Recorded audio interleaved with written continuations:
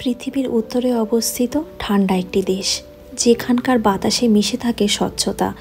নদী এবং বন কথা বলে নীরবতার ভাষায়। সেই দেশেই আমি পেয়েছি শান্তির এমন স্পর্শ যা হৃদয়কে গভীরভাবে ছুঁয়ে যায়। নমস্কার, আমি অরিজিতা, সুইডেন থেকে আজ একটি ছোট্ট মিনি ব্লগ নিয়ে আপনাদের সামনে।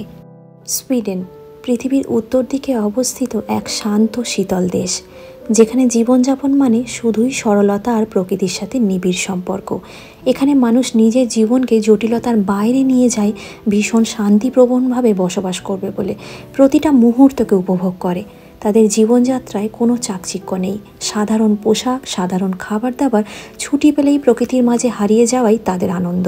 সুইডিশরা প্রকৃতিকে শুধু ভালোই বাসে না, বরং তা রক্ষা করতে গভীর যত্ন নেয়।